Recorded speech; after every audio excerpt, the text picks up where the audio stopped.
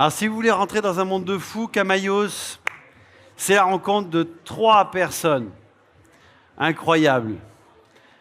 Alors, une personne qui sort du Cameroun, très très noire, Nicole, qui est là. Donc, on est du coup 3 associés. Le désir profond était de faire une association. Il y a le deuxième, il est là, mais sa femme, elle n'est pas là, hein, Nicole. Et c'est elle qui sort du village d'Ayos. Voilà, village de brousse du Cameroun. Voilà. Et autour de ce village, il y a plein de cacaoyers qui poussent. Fantastique. Donc Fabrice, lui, il a eu gentiment l'idée d'utiliser ces cacaoyers qui étaient, alors entre guillemets, laissés à l'abandon. Et il est venu me voir. Et moi, j'étais chocolatier à Lyon. Et j'étais une des rares personnes en 2010 qui fabriquait du chocolat à partir des fèves de cacao. Et de cette rencontre, alors je vous la fais bref, hein, mais de cette rencontre est née une idée. Pourquoi on ne ferait pas une association pour aider le village d'Ayos? Voilà, je rappelle, village de brousse, hein, vraiment. Hein. On rentre dans la jungle, 2 heures après, si on a de la chance, on y est. Voilà, en période sèche. Et hop, et il y a des cacaoyers partout. Donc imaginez, moi à l'époque, fabricant à partir des fèves de cacao, c'est super. Mais les arbres, c'est quasi impossible d'avoir ça. Et là-bas, il y avait des arbres libres, si je puis dire. Voilà. Donc l'association a vu le jour. On s'est entraînés mutuellement. Première règle de Camaïos, on ne lâche jamais rien. Ça, c'est la base. Deuxième règle de Camaïos, on ne meurt jamais.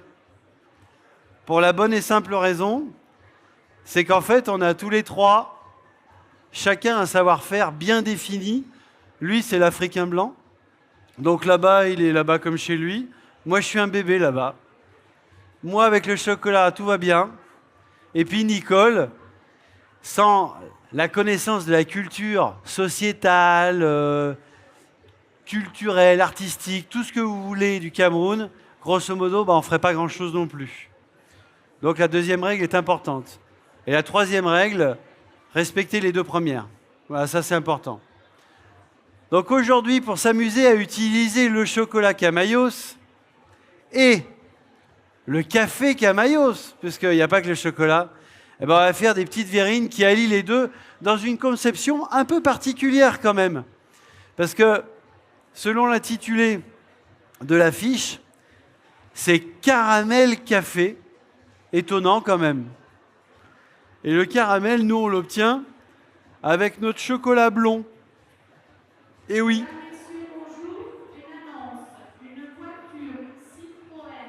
C'est pas nous. Le chocolat caramel, le chocolat blond, c'est un chocolat, entre guillemets, blanc, mais dont on fait caraméliser la poudre de lait. Donc si on fait caraméliser la poudre de lait, ça caramélise les sucres du lait, donc le lactose, et ça donne au goût du chocolat blanc un goût de caramel. Donc on l'a. Hop. Joli. Vous avez vu un peu? Chocolat blond de chez Camaïos. On l'appelle la blondinette. Donc nous, c'est plutôt rigolo. Puis on aime bien se marrer aussi. Voilà. Et c'est assez simple.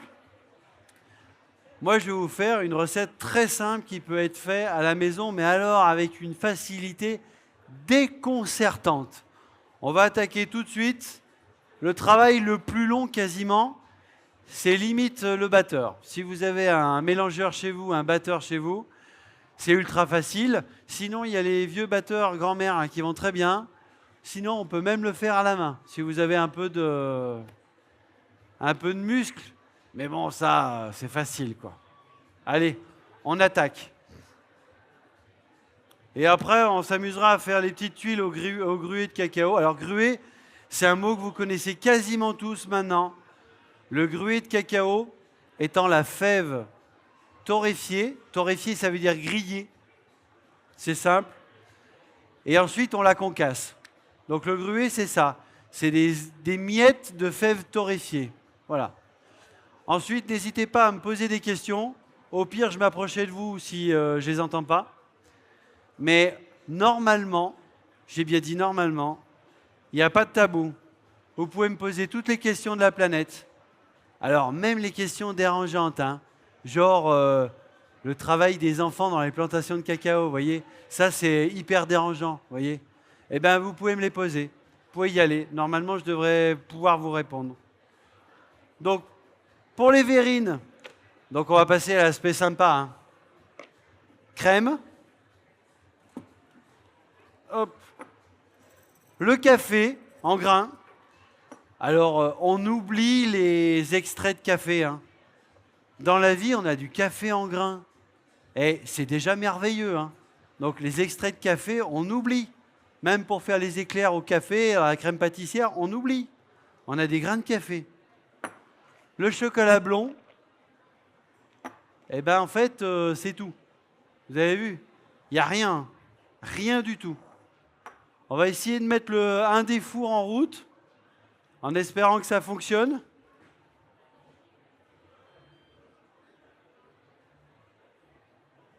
Voilà.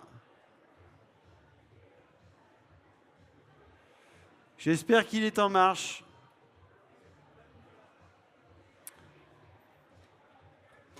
« 180 degrés. Le café est torréfié. La seule chose importante, très importante pour les infusions au café, que ce soit dans la crème ou dans l'eau, c'est que le café soit très chaud et que le liquide soit très chaud aussi. Et la connexion des deux va faire éclater le grain de café, alors de façon imagée, mais va envoyer tous les parfums à l'intérieur du liquide.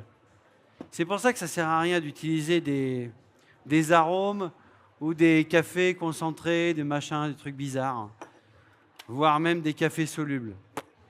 Stupide. On prend nos jolis grains de café et on les met dans un mixeur. Vous avez vu, c'est quand même pas très compliqué. Ça va faire un peu de bruit, j'espère que ça ne va pas s'entendre.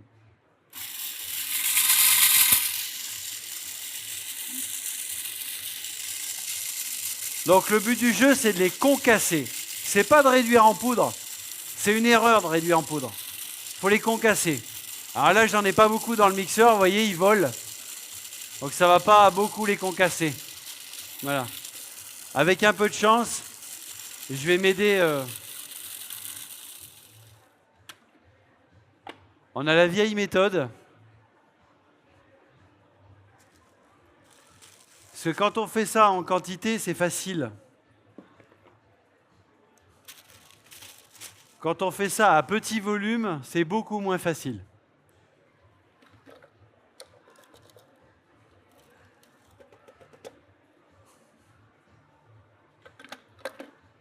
Donc la bonne vieille méthode, c'est la bouteille de grand-mère. Eh, rien que ça, hein, c'est merveilleux.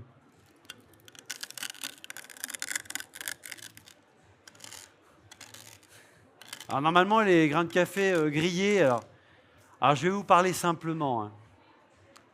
La fève de cacao, c'est vachement pompeux, hein, c'est vachement bien. En fait, c'est un pépin. La fève de cacao, c'est le pépin de la cabosse, sauf qu'il y en a beaucoup dedans. Il y a plus de pépins que de fruits. Donc, c'est vachement chic de dire la fève de cacao. Enfin, on aurait dû dire les pépins de cacao. C'est comme le beurre de cacao. On appelle ça beurre parce qu'à température ambiante, ça durcit. Sauf que si on avait appelé ça huile de cacao, tout le monde comprendrait que c'est extrait de la même manière que l'huile d'olive. Hein, on presse les olives, hop, on a l'huile d'olive. Eh ben, on presse les fèves de cacao, ben, on a l'huile de cacao qui s'appelle le beurre de cacao. Et ça, il y a plein de gens qui sont un peu en porte-à-faux avec ça. Voilà. Sauf qu'à température ambiante, ben, le beurre de cacao, il devient de la même couleur et de la même dureté que le chocolat blanc, puisque c'est ce qui fait durcir tous les chocolats, c'est ce qui fait briller le chocolat. Bref, grosso modo, le beurre de cacao, c'est le gras, c'est la vie. Voilà. Alors là, on a gentiment notre café. Hop. Qui est juste concassé. Et on va gentiment mettre ça au four.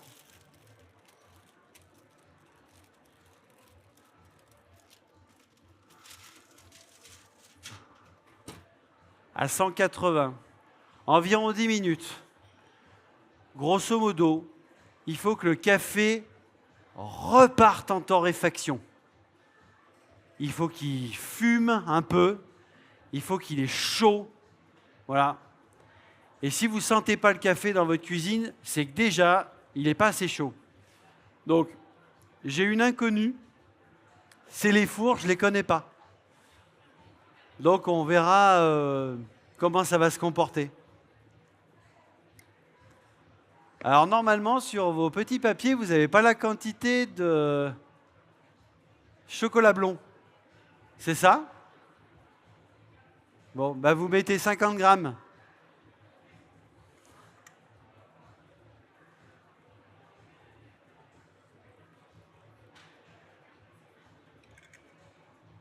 La crème, c'est important.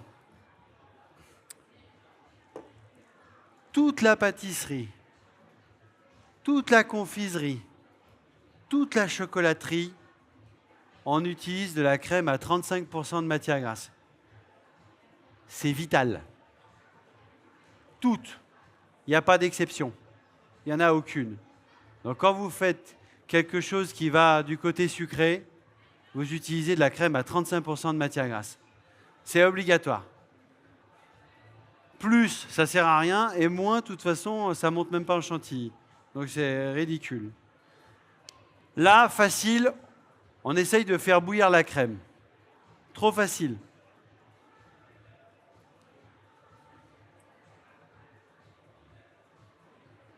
Alors on y va doucement parce qu'il faut que le café ait le temps de chauffer. C'est important. Une dizaine de minutes, normalement, ça arrive, surtout sur des petites quantités. C'est possible. Voilà. Hop, hop, hop. Ensuite, il faut mettre le café sortant du four, donc très chaud, au moment où la crème bout.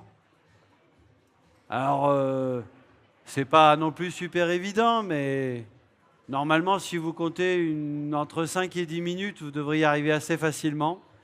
Le but du jeu étant de ne pas trop perdre d'eau dans la crème, c'est-à-dire de la faire bouillir pendant un quart d'heure, 20 minutes pour rien, ce serait dommage. Hein, vous perdez du volume de masse. Et derrière, eh ben, si ça ne bout pas et que le café est chaud, ben en fait, vous allez cramer vos grains de café. Ce qui n'est pas non plus un drame absolu, mais ce qui est un peu dommage, ça vous apporte plus d'amertume. Voilà. Plus on va vers le brûlé, plus on a d'amertume. Vous avez vu un peu? J'en fais des bêtises. Bon, après, j'ai une petite excuse, c'est que je viens de faire 1000 bornes, donc courage. Ça va bien se passer. Si je fais des bêtises, dites-vous, oui, il est fatigué, c'est pas grave. Tout va bien. Donc jusqu'à maintenant, vous avez vu, je ne fais pas grand-chose. Et c'est très simple. Pendant ce temps-là,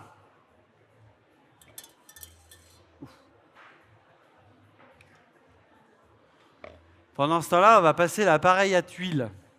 La tuile au gruet, qui comprend du sucre glace, un petit peu d'eau, de la farine, du beurre, hop, et le fameux gruet. Les fèves de cacao pilées, en fait. Hein. C'est même pas broyé, hein, c'est concassé. Dans cette recette, et normalement, je crois que la recette, il y a tout. C'est assez facile et il y a même le procédé. On le verra après. Franchement, on met tout dedans. À partir du moment où le beurre est fondu, ça fait une espèce de patouille qui fait un peu pâte à brownie. On met le gruet dedans. Après, il ne reste plus qu'à faire des petits tas sur le tapis de cuisson et à mettre au four. Vous allez voir, c'est très simple. Donc là, mon café est pas bien loin d'être chaud. On va monter la plaque à induction. Il n'y a pas pour longtemps, ça commence à fumer.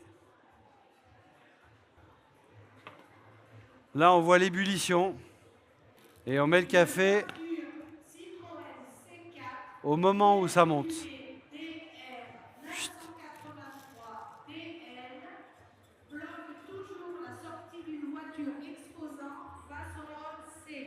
Et ça va couiner.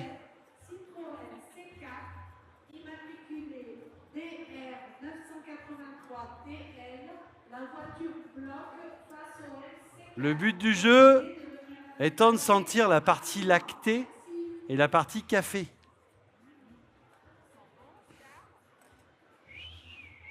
Je peux pas aller là-bas, sinon les enceintes, avec mon truc, ça va être de la folie.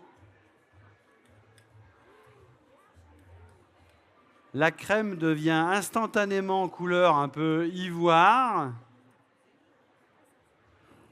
De ce café, c'est assez simple, hein. On prend le chocolat et hop, on verse tout.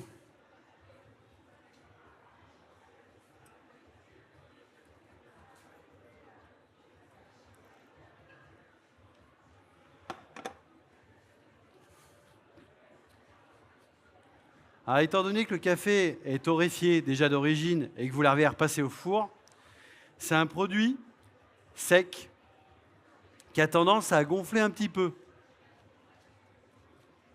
Donc une fois que vous l'avez infusé, alors là je me suis promené, on est d'accord, mais sinon vous prenez gentiment votre casserole, vous mettez un film dessus pendant 5-10 minutes pour laisser la crème bien infusée avec le café. Voilà.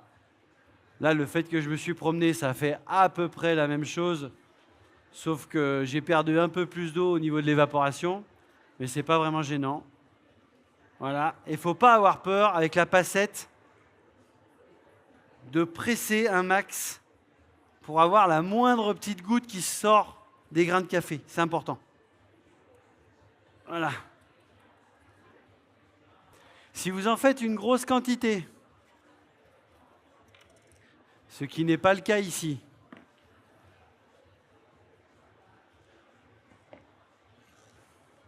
mixeur à main, vous plongez dedans, vous mixez, vous n'aurez aucun problème.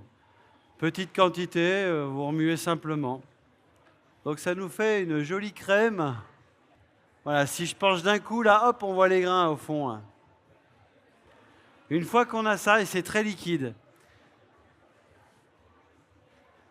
ça s'appelle, et c'est dans le vent, ça s'appelle une ganache montée. Sauf qu'elle n'est pas encore montée. Refroidissement minimum 12 heures. Eh ouais. Pourquoi?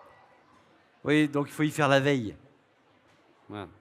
Pour la bonne et simple raison, c'est que toujours la même chose. On parle du beurre de cacao. Le beurre de cacao, c'est ce qui va tenir la masse à la fin. Eh bien, le beurre de cacao, il a besoin de minimum 12 heures pour se mettre en place. C'est pareil pour les bonbons de chocolat que vous mangez à Noël, les ganaches, tout ça. Le bonhomme qui le fait, déjà, il ne les a pas fait dans la nuit. C'est pas vrai.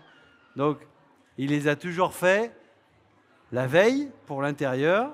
Après, avec l'enrobeuse, il l'enrobe le lendemain. Toujours. Tous les chocolats. Voilà.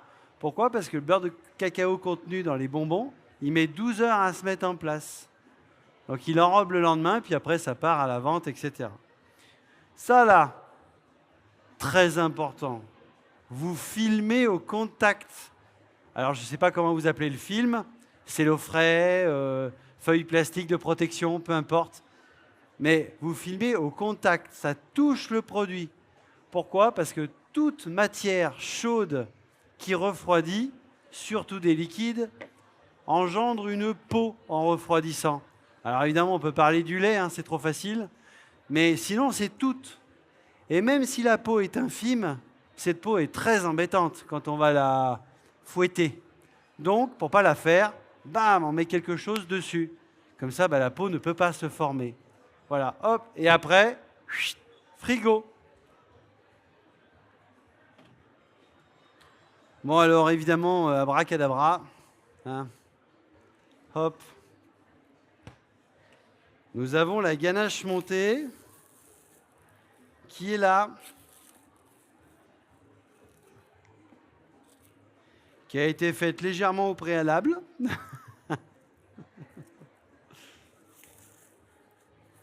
Non, mais c'est même pas de la triche, hein, c'est de la nécessité. Et on voit la masse qui a quand même légèrement épaissi.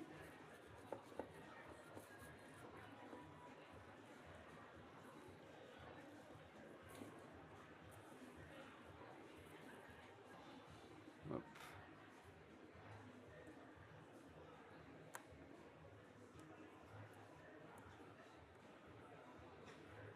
Oui. Donc on a quelque chose de beaucoup moins liquide. On pourrait appeler ça visqueux. Et en fait, les ganaches montées fonctionnent exactement comme la chantilly. Il y a un stade où il ne faut pas dépasser, sinon ça fait du beurre. On a du chocolat qui tient la masse, c'est vrai, le beurre de cacao, ça tient la masse. Mais on a aussi évidemment le gras de la crème qui, lui, sans être passé avec le chocolat, ferait bien de la chantilly. Donc on a les deux. Donc il faut être à côté. Quand on monte ça, ça doit être bien froid et il faut être à côté. Alors, faire du beurre, ça veut dire grosso modo la matière grasse qui se rassemble d'un côté et l'eau qui se rassemble. Donc du coup, quand on fait du beurre, avec de la crème, on a le beurre qui flotte dans le petit lait. Donc si on dépasse le stade, ça fera la même chose. Pas si on est en été, on s'en fiche. Oui. Si on est en été, maintenant que réchauffement climatique il y a, même à l'époque, d'ailleurs, il faisait chaud. L'été, plus on est au froid dans le fait de monter, tout simplement parce qu'on incorpore de l'air. Si on incorpore de l'air l'été, on incorpore de l'air chaud. Hein, s'il fait 40 degrés, c'est une horreur. Si on est en hiver, ça pose aucun problème. Alors généralement, l'hiver, on a tous entre 19 et 21 degrés à la maison, donc tout va à peu près bien. En été, oui, il faut se méfier. Il est clair que plus ça chauffe, plus ça va virer du côté, alors nous on appelle ça tranché, mais c'est du côté beurre, quoi. Voilà. Donc petit à petit et gentiment, ça fait son petit bonhomme de chemin, tranquillou. Alors vous avez vu, le batteur, il n'est pas à 200 km/h. C'est comme la température du four pour les pâtisseries. Toutes les températures, dans tout ce que vous pouvez trouver, normalement, c'est des températures qui sont trop chaudes. En fait, quand on vous marque 180 ou 190 pour cuire des biscuits ou des pâtisseries, c'est toujours trop chaud. 170, 175, c'est déjà pas mal. Et bien, pour monter les choses, c'est pareil. Quand vous avez un batteur, mettez-le toujours aux 3/4 de sa vitesse pour monter tout ce qui est à monter. Chantilly, crème machin, tout ce qui est à monter aux 3/4 de la vitesse. Sinon, ça va beaucoup trop vite. Ça abîme tout ce qui est molécules. Donc, ça sert strictement à rien. Il vaut mieux mettre un tout petit peu plus de temps et y aller aux 3/4 de vitesse et tranquille. Là, vous voyez, hein, ça va, j'ai le temps de voir, j'ai le temps de regarder. Tout va bien, c'est super. Au lieu de se faire surprendre et d'aller trop loin. Et quand ça va trop vite, ça abîme le produit. Alors, quand on arrête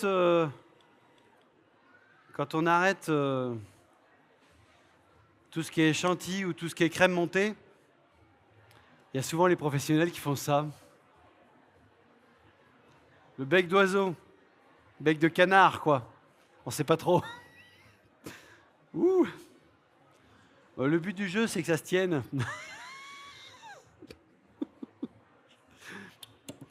On pourrait évidemment le faire, la montée plus, la ganache montée.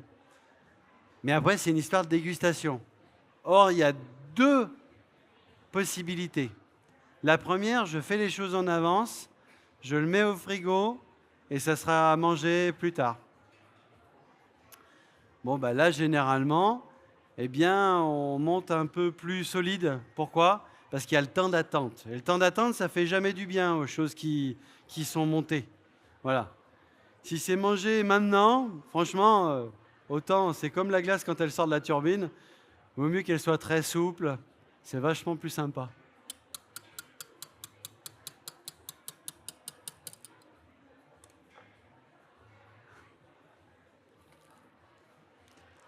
s'il y a des allergiques à la cacahuète, vous me le dites. Parce que j'ai prévu de mettre des cacahuètes grillées du Cameroun, d'Ayos.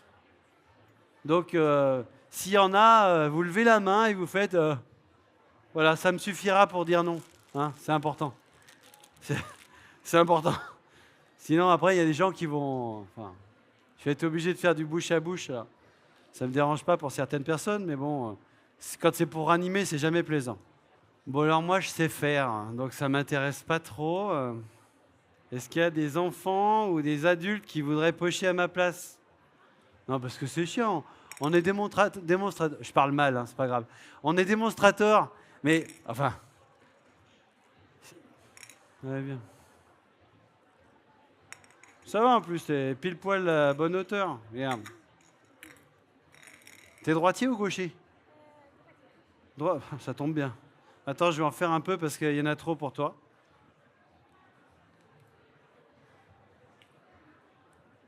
T'affole pas, je te tiendrai la verrine après.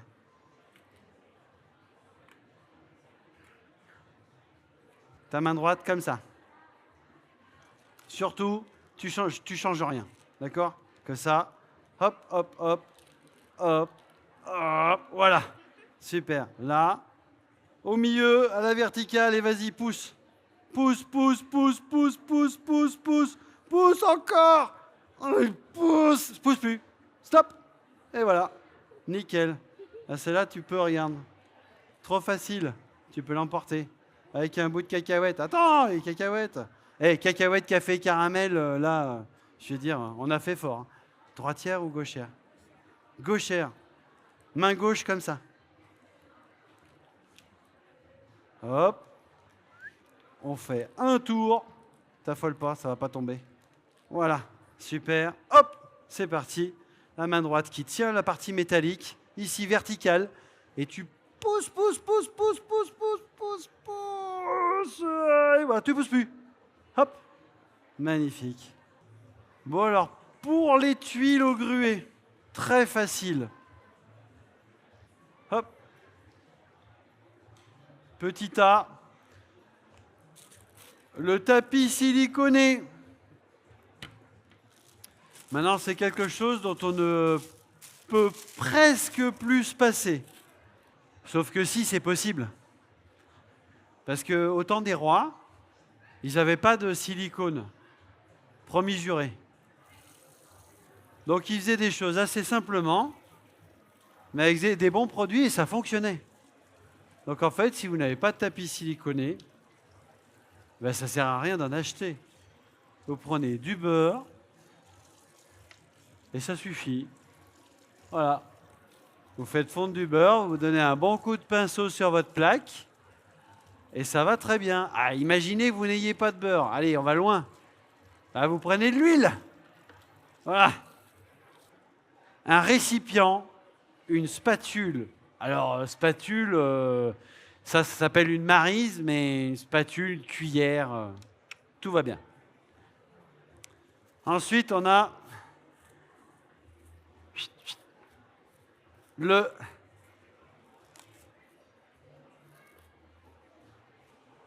beurre. Alors, c'est la première fois que j'utilise les micro-ondes.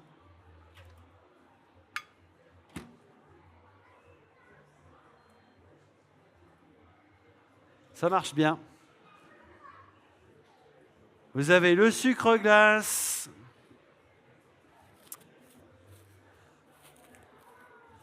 La farine. Après, on pourra encore goûter des verrines parce que ça cuit pendant un petit moment au four, ça quand même.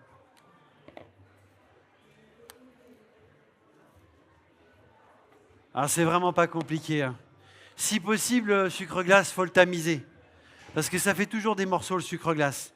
Même si c'est marqué sucre glace fluide, sans grumeaux, tout ce que vous voulez. Moi, j'y crois pas. Une fois que ça s'est resté un peu dans le placard, c'est du sucre glace qui est broyé. Et le sucre glace est hydrophile. Enfin, le sucre en général. Donc, ça fait des paquets. Voilà.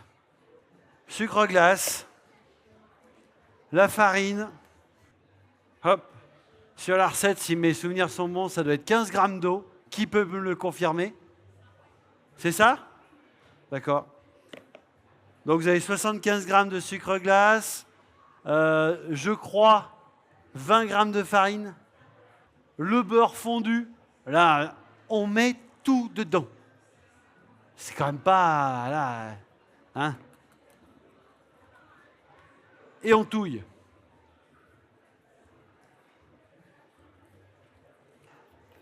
Voilà, quand c'est lisse,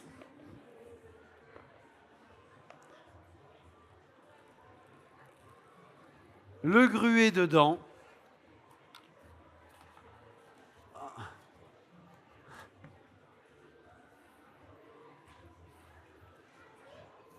On mélange.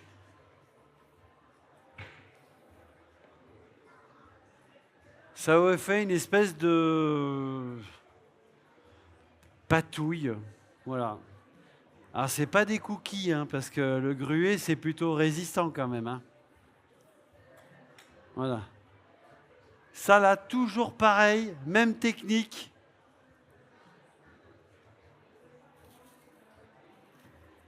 Ce que les professionnels appellent filmer au contact.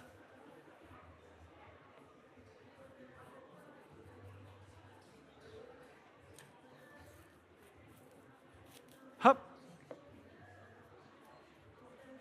N'oublions pas que vous avez mis du beurre non seulement fondu, mais chaud généralement parce qu'il est fondu dedans. Or, la masse, elle est obligatoirement plus chaude que l'air ambiante. Donc, par définition, quand la masse va refroidir, elle va faire une peau. Ben ouais. Donc, filmer au contact et au frigo.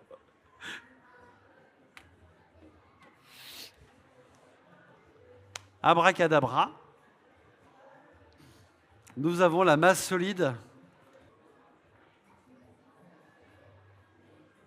Tout a figé. Alors, la farine a gonflé.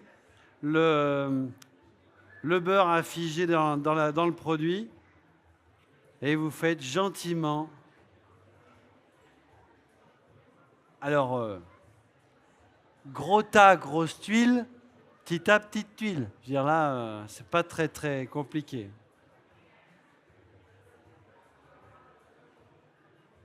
Alors l'avantage, c'est que quand c'est figé, vous pouvez limite faire une boule, voyez.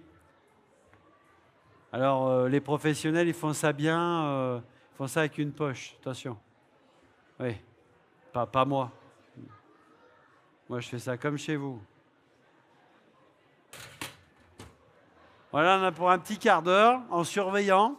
Si ça fume derrière, vous me le dites, quand même. Parce que c'est dommage.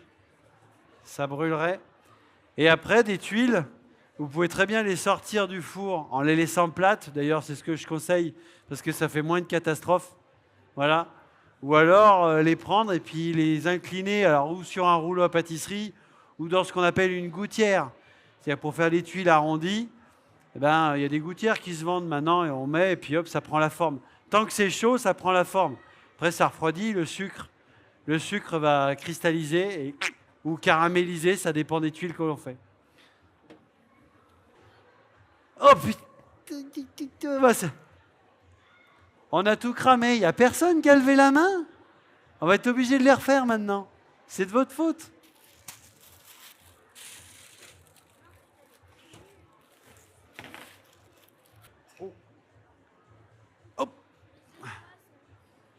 Quand vous faites les petits tas, vous vous mettez jamais sur ça. La plaque est chaude. Donc, vous allez faire le premier tas, ça va être bien, puis quand vous allez arriver au dernier, ben, ça sera fondu. C'est un peu dommage, il vaut mieux qu'elle se disperse en même temps. Donc ça refroidit très vite comme toutes les tuiles, hein. Elles sont toutes fines. Voilà. Et que si vous voulez mettre dans une gouttière, eh ben, avec un triangle, vous passez dessous, puis vous mettez ça sur une gouttière ou sur un rouleau à pâtisserie en bois, ça ne colle pas sur le bois.